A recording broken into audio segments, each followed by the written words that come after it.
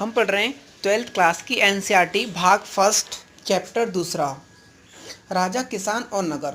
देखो, राजा किसान का नगर में यहाँ पे ये मतलब है, एक वहाँ पर बस्ती या गांव या कस्बा होता था, वहाँ पर एक राजा होता था। राजा वहाँ पर वहाँ पर जितने भी किसान होते थे या अनेकों प्रकार की बस्तियों में कार्यभार होता था, उसको देखना, उसकी प्रजाओं की मदद करना। वहाँ पे दास होते थे, वहाँ पे लोग किसान भी थे और किसानीगिरी करते थे। कुछ किसान थे तो सबका वो भरण पोषण करते थे पेट भरने के लिए, जैसे कि गेहूँ, नाज, अनाज, जौ इत्यादि अनेकों तरह की साग सब्जी की भी। उस नगर के अंदर उस नगर के अंदर वो लोग वास करते थे, उनका जीवन यापन करते थे। कुछ बेड बनाने वाले, कुछ कुल्हाड़ी बनाने वाले, कुछ कुर्सी बनाने वाले, कुछ सिक्के मन के व्यापार करने वाले। वह एक जगह से दूसरी जगह पर वह लोग व्यापार करते थे। समय के अनुसार उन लोगों में विकास वृद्धि होने लगी। इस तरह से जैसे कि हम स्टार्ट करते हैं। हड़प्पा सभ्यता के बाद 1500 वर्ष के लंबे समय अंतराल में उपमहाद्वीपों के विभिन्न भागों में कई प्रकार के विकास हुए। जैसे कि खेती में विकास हुआ, पहले 4 लोग करते थे, अब 6 लोग करने लगे। अंतराल में जब सिंधु नदी इसकी उपनदियों के किनारे रहने वाले लोगों द्वारा ऋग्वेद का लेखन किया गया। उत्तर भारत में दक्कन पठार क्षेत्र और कर्नाटक जैसे उपमहाद्वीपों के कई क्षेत्रों में कृषि बस्तियां अस्तित्व में आईं, जैसे कि मैं आपको अभी बताया था। जैसे कि वहाँ पर पहले लोग खेती तो करते थे, उनको पता चला था कि कुछ समय बाद, अरे यहाँ पर नदी बहती है, सिंधु नदी बहती है, तो उसके सहारे बगल में अगर हम खेती करेंगे तो आपकी आपकी अत्यधिक मात्रा में खेती में वृद्धि होगी। जैसे कि वहाँ पर दक्कन के पठार थे, तो पठार के बीचों से नदियाँ बहती थीं। कर्नाटक हो गया, उपमहाद्वीप हो गए, वहाँ पर अनेकों तरह की खेती लोग उसके, जो नदी थी सिंधु नदी, उसके किनारे में वहाँ पर अपनी फसल लोग उगाने लगे। वहाँ पर और अत्यधिक मात्रा में कृषि उगने लगी, मतलब व्यापार एक तरीके से होने लगा। दक्षिण की साइड में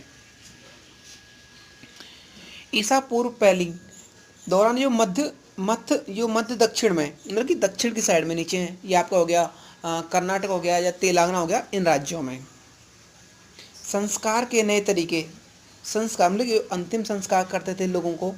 हमें पहले क्या पता था कि लोगों को जलाया जाता है या दफनाया जाता है, तो हमारी जो सब बोलते हैं, लास्ट डेड बॉडी को बोलते हैं। अनेकों तरह के तरीके अपनाए गए, जैसे कि हिंदू धर्म में लोगों को जलाया जाता है और मुसलमानों में दफनाया जाता है। अनेकों तरह के अपने अपने धर्म के अनुसार ये सारे कार्य किए गए थे। इनमें से सबसे ज़्यादा मुखर आरंभिक राज्यों और साम्राज्यों और रजवाड़ों का विकास हुआ था। सबसे ज़्यादा ये मुखर और रजवाड़ों का विकास हुआ था अत्यधिक मात्रा में। जैसे कि प्रिंसिप और पेदसी, जितने भी वहाँ के ये लोग थे, वहाँ के ये राजा थे, 1830 के दशक में जब ईस्ट इंडिया कंपनी के 1830 के दशक में जब ईस्ट इंडिया कंपनी के एक अधिकारी जेम्स प्रिंसिप ने ब्रह्मी और खरोष्टी लिपि का अर्थ निकाला। इन लिपियों का उपयोग सबसे आरंभिक, मतलब कि सबसे पहले आरंभिक और सिक्के में किया गया था। सिक्के पे कुछ लिखा जाता है ना उर्दू भाषा में कि ये इतने का सिक्का है, ये इतने का सिक्का है, इस तरीके से। प्रिंसिप को यह पता चला कि अधिकांश अभिलेख और सिक्कों पर पैदर्शी यानी मनोहर मुखाकृत वाले राजाओं का नाम है। मुखाकृत मतलब पहले के समय के राजाओं के नाम लिखे होते थे किन उन सिक्कों के ऊपर।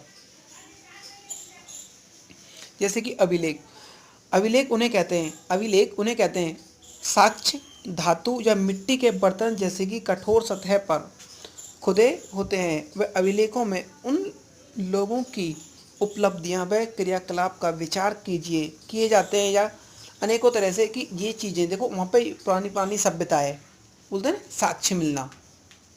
साक्ष्य मिलना, इतिवृत्त मिलना, इन सबका एक ही मतलब है। मैं आपको फुल एनसीईआरटी कराऊंगा, 12th क्लास की, 11th क्लास की, 10th क्लास की। फुल एनसीईआरटी कंप्लीट, मेरे चैनल को subscribe and like my videos and my comments. जितना हो सके आग की तरफ फैला दो, जितना तुम अच्छे से रिस्पॉन्स मिलेगा मैं उतने अच्छे से आपको वीडियो में टेस्ट पेपर पूरी चीज़ उपलब्ध कराऊंगा। प्रारंभिक राज्य 16 महाजनपद। 16 आपके जो महाजनपद है, महाजनपद सबसे जो जितना भी सबसे बड़ा देखा जाए तो जो जनपद था, जिसमें से 16 जनपद हुए गए हैं।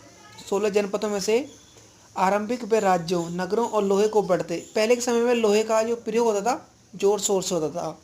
सिक्के का विकास के साथ जोड़ा गया। सिक्के जो नगर में जितने होते हैं ना, पहले के समय में चांदी और सोने के सिक्के चलते थे। 4.5 ग्राम का सिक्का होता था। इसी काल में बुद्ध और जैन सहित विभिन्न व दार्शनिक व विचारों का विकास हुआ था। बुद्ध और जैन धर्म आरंभिक व ग्रंथों में महाजनपद के नाम दिए गए हैं अनेकों प्रकार के। कौन कौन से हैं हम देखते हैं।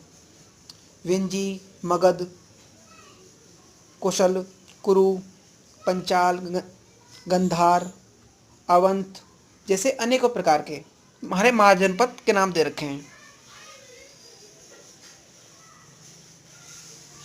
और जितनी भी हमारी जो एनसीईआरटी है ना, पूरी एनसीईआरटी मैं आपको कवर कराऊंगा। जैसे कि यहाँ पे देखा गया है 16 महाजनपदों में, 16 महाजनपदों में प्रथम जो महाजनपद था वो था हमारा मगध। मगध हमारे सबसे बड़ा महाजनपद था।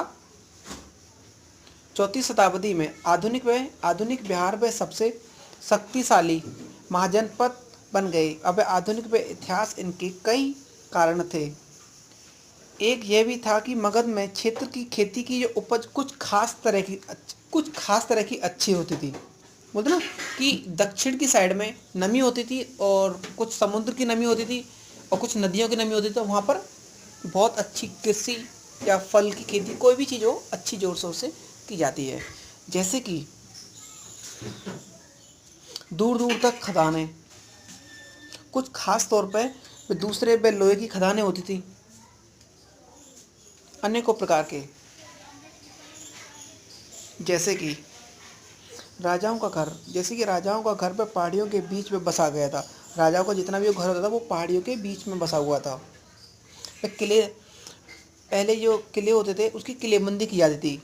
किलेबंदी की जाती थी शहर की। देखो किलेबंदी, देखो यहाँ पर किलेबंदी का मतलब ये चीज़ है, जो किलेबंदी का मतलब है जो एक घर है उसकी बाउंड्री कर देना चारों तरफ से, कोई बाहर से कोई ना आ जाए, कोई भी व्यक्ति बाहर से ना आ सके, उसकी किलेबंदी, चारों को दीवार खड़ी कर देना। 4वीं शताब्दी में पाटलिपुत्र को राजधानी बनाया गया था। से अब पटना कहा जाता है। जिसको अब पटना कहा जाता है ना, पहले इसको पाटलिपुत्र को राजधानी बनाया गया था। आज के वीडियो में बस इतना ही। नेक्स्ट में दूसरे भाग में करेंगे। Thank you.